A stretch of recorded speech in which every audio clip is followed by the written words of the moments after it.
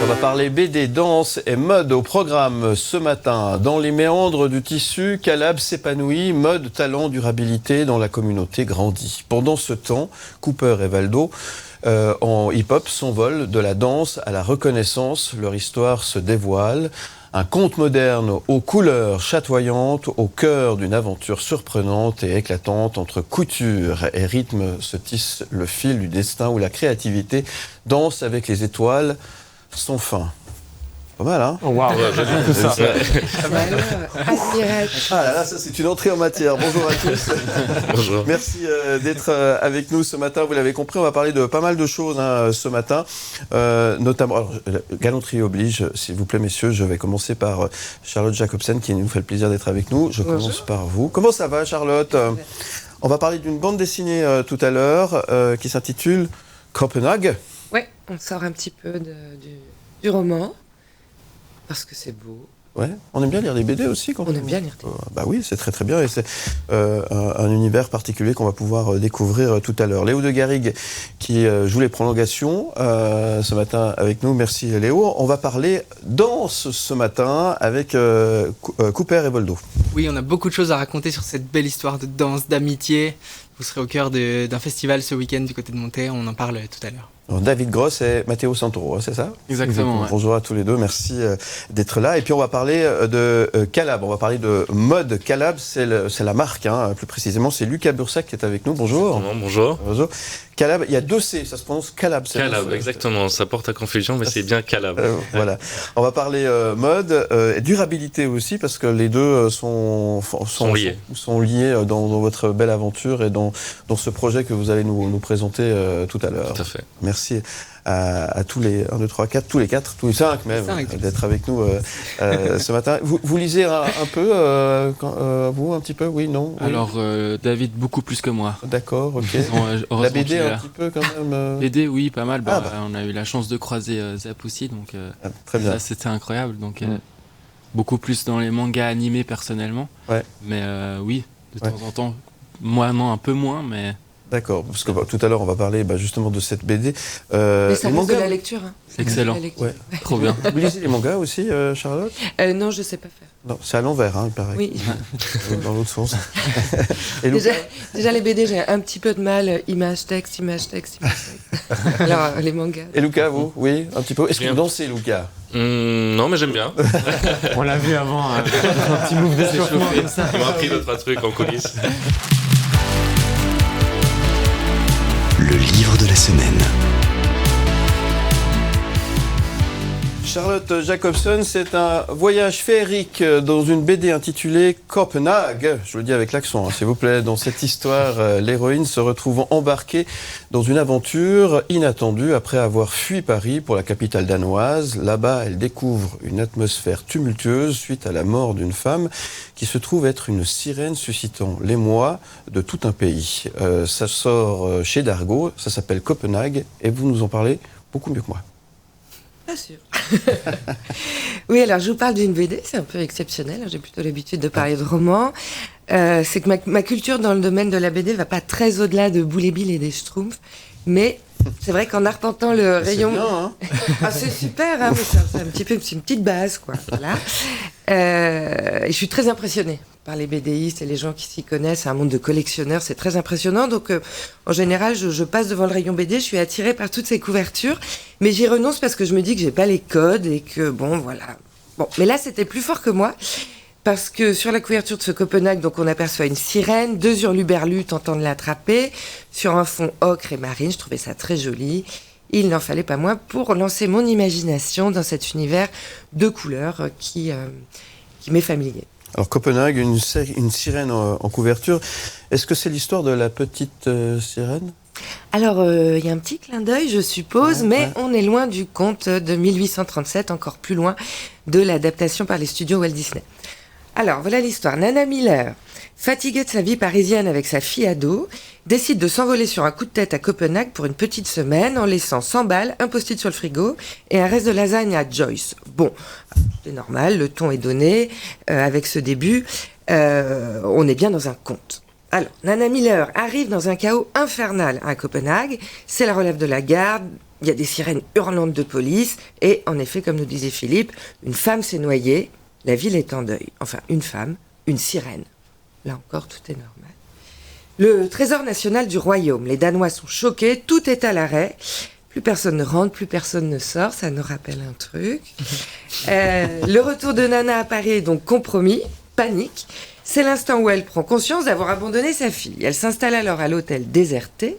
Seul tue un Danois francophile, un tendre géant hirsute, collectionneur de boules à neige, vit ici avec son caniche rose et partage avec Nana les Tupperware de sa maman.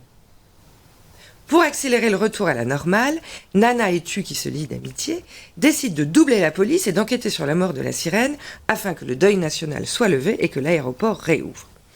C'est qu'un homme étrange rôde près de la statue de la petite sirène du port de Copenhague et projette son ombre sur tous les lieux de l'enquête. Le trio Nana, Tu et Nom d'un chien, c'est le nom du caniche, embarqué dans un triporteur, ne traîne pas à démêler tout cela à l'aide de quelques amis cynophiles. On passe du conte punk au polar absurde. Oh, bah, tout est bien qui finit bien. Alors oui, tout est bien qui finit bien, parce que Copenhague, c'est d'abord une histoire du soir, un conte féerique, romantique, de ce qu'on imagine se dérouler sous le verre après avoir agité une boule à neige. Une pépite pour grands enfants des temps modernes, parce que la critique de la société est bien là, mais elle est tout juste chuchotée. Alors le mouvement est remarquablement dessiné, les décibels sont puissants, c'est une BD brillante. La langue franco-danoise de Tu est une petite trouvaille ou bien un clin d'œil au dessinateur. Les couleurs vives sont en surimpression sur un fond gris et noir. Et plus on avance dans l'histoire, plus les couleurs pastel et douces dominent. C'est que Nom d'un chien et Tu colore avec poésie et tendresse la vie de Nana et Joyce. Donc avec Anne-Caroline Pandolfo au scénario et Terkel Risbiao au dessin et à la couleur, on renoue avec l'enfance et le prince charmant dans une version moderne, énergique et excentrique du conte traditionnel. Merci Charlotte Jacobson. Et Nom d'un chien, ça a l'air vachement bien. Hein, ça donne envie, hein, franchement. Hein, Copenhague, chez bien. Dargaud. Et c'est à découvrir dès maintenant dans toutes les bonnes boucheries. Dans toutes les bonnes boucheries, effectivement. dit, hein. Ouais. Merci.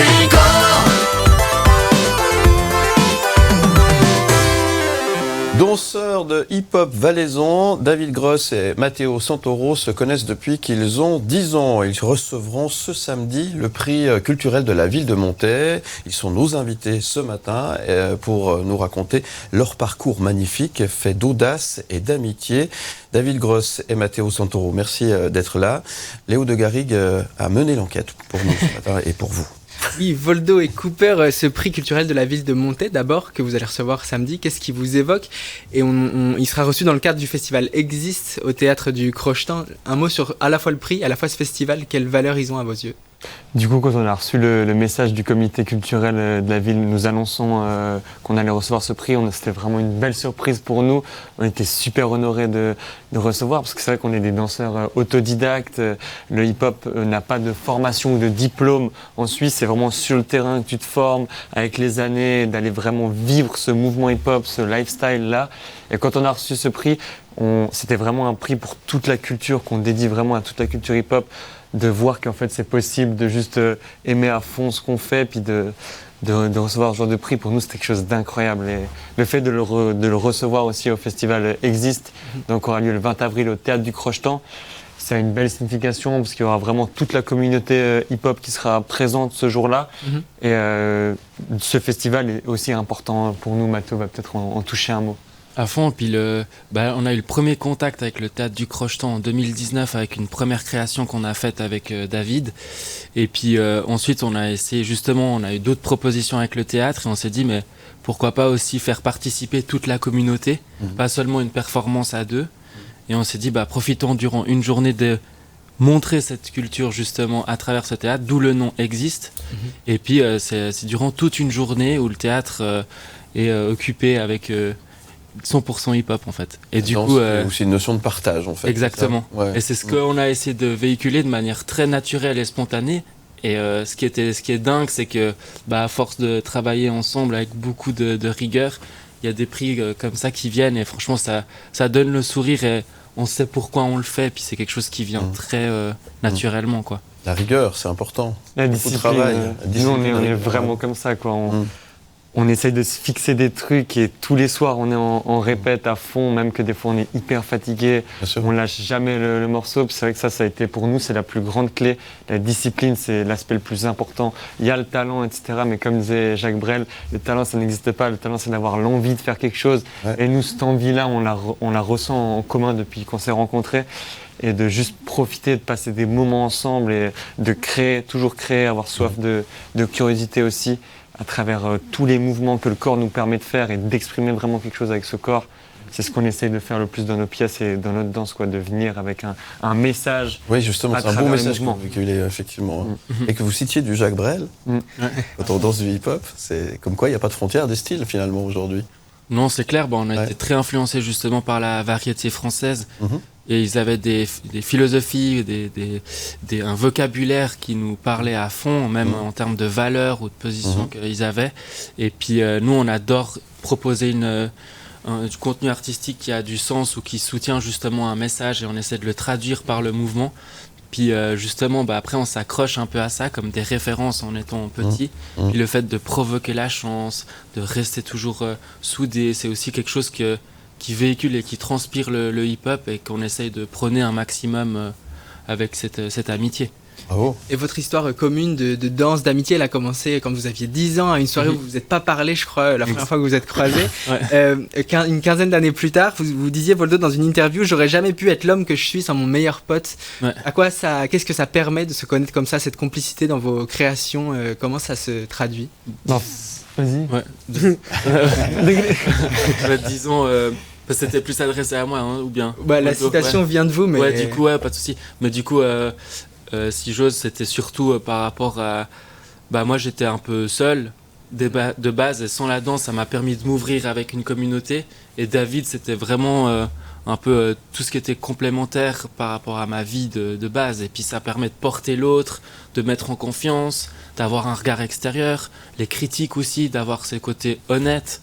Et c'est ça qui fait aussi ce côté qui forge un peu le caractère, donc c'est ça qui fait porter un peu l'humain avant tout, quoi. Il y a un grand respect entre vous, ça s'entend et ça se voit, et bravo, parce que c'est encore un autre message que vous véhiculez, ça c'est magnifique. Ah non, c'est clair, il n'y a jamais eu de concurrence, rien, si ce n'est que si il est plus fort, j'ai envie d'être à mon même niveau. C'est ça, en fait, on essaie toujours de se dire que avant tout, on est là parce qu'on est des meilleurs potes, en fait, et si on vit tout ça, on a beaucoup de chance de vivre tout ça. Je disais encore juste avant de passer à l'antenne, mais regarde où on est. Jamais on n'aurait pensé à arriver à ça, juste quand on prenait dans les salles, à rigoler, à danser ensemble. Et pour nous, on se dit toujours, même si la danse ça s'arrête, faut pas qu'on oublie qu'on est là pour vraiment profiter des expériences qui nous sont offertes et se dire qu'on a grandi ensemble. Donc toute l'adolescence, on s'est construit aussi en tant qu'humain avec notre caractère. Donc l'un a vraiment apporté à l'autre et on est aussi super complémentaires parce qu'on est tout de même très différents sur plein de choses, mais les valeurs profondes et notre vision est commune en fait. Vous avez gardé vos identités propres et finalement on peut parler de contraires, les contraires s'attirent, on peut travailler ensemble, donc la preuve, vous en êtes une belle démonstration. Charlotte, vous avez dit quelque chose hors antenne qui était très très joli tout à l'heure. Moi j'aime beaucoup la danse et quand j'écoute de la musique, j'imagine toujours que je suis en train de danser hyper bien, évidemment, alors que je ne sais pas danser. Parce que pour moi, je me dis comment on peut être malheureux quand on sait aussi bien s'exprimer avec son corps et bouger sur la musique. Pour moi, un danseur, comme un chanteur d'opéra, c'est forcément quelqu'un qui a avec cette ressource-là, doit être fondamentalement heureux. Alors, est-ce que c'est quelque chose que vous ressentez vous aussi? Pour nous, c'est vraiment la danse, c'est comme le meilleur médicament. Donc, c'est après, pour nous, c'est la danse, parce que c'est quelque chose qui nous parle.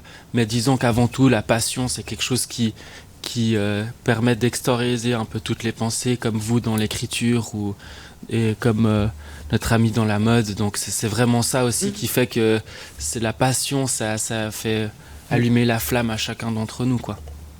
Pour conclure, vous avez dit dans une interview que votre but, c'est de vivre de la danse d'ici 2030. À quoi elle ressemble, votre vie idéale dans 6 ans?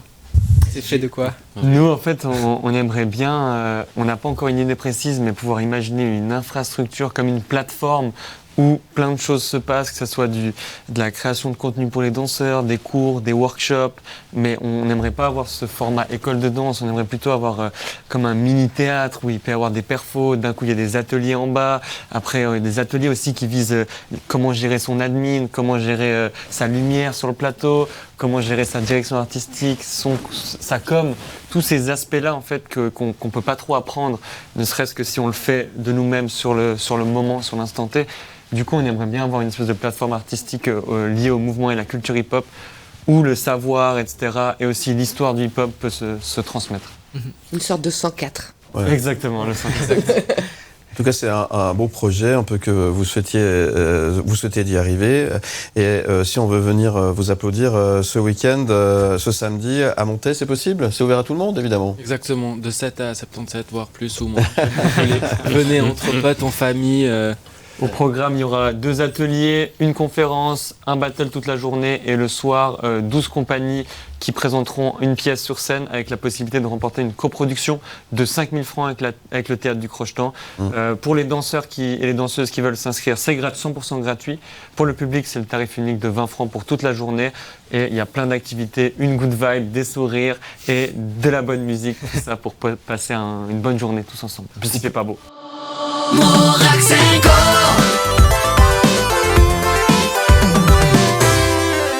Après le 9e art, la bande dessinée, après la danse, on va parler de Calab, une nouvelle marque suisse de vêtements qui se distingue par son engagement en faveur de la communauté et du talent. Leur objectif est de créer une communauté dynamique autour de la mode et du savoir-faire, tout en soutenant les jeunes talents et en favorisant l'utilisation de matières durables. La marque s'implique dans divers domaines tels que l'art, le design, le sport et la musique, rassemblant ainsi une communauté diversifiée et talentueuse. Et pour en parler, c'est Luca Bursac qui est avec nous sur le plateau pour nous parler de Calab.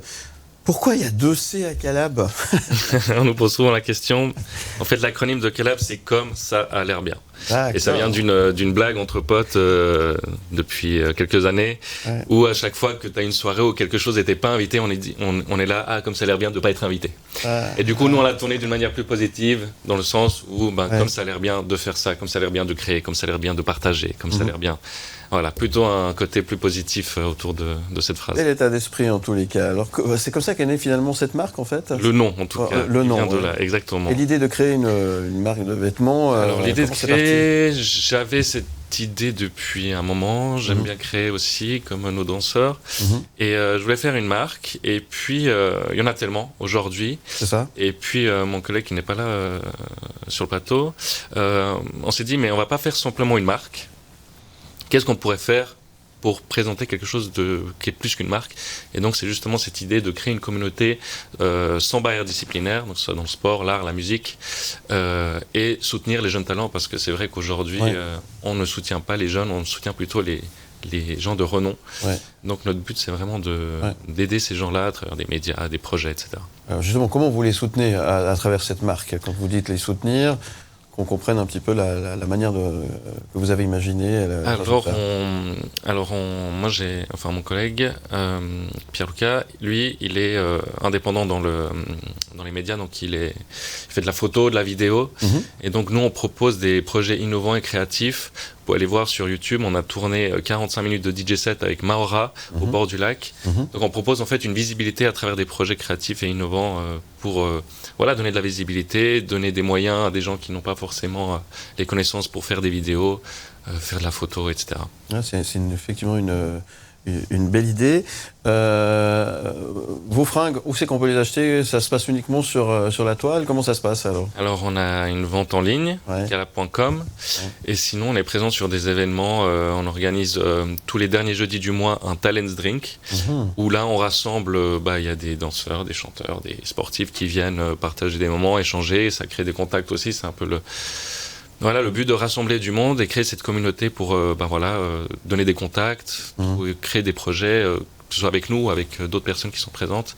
Et là aussi, on présente aussi un peu la marque. Et cerise sur le gâteau, en plus, ce sont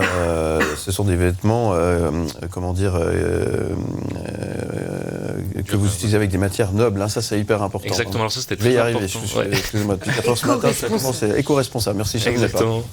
Alors voilà, on voulait vraiment, pour nous c'était très important de produire en Europe. On Ouais. voulait pas produire en Asie ou Ouais. dans d'autres pays en voie de développement. Donc on a choisi le Portugal, qui lui a un savoir-faire dans la mode.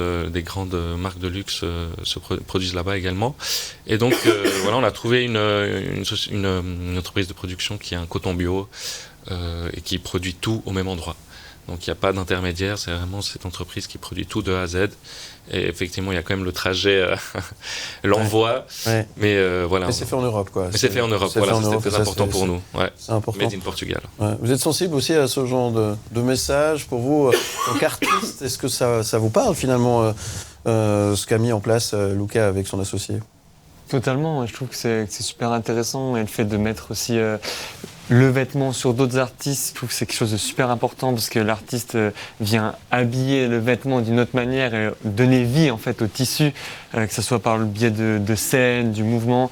Donc ça c'est quelque chose qui est vachement cool.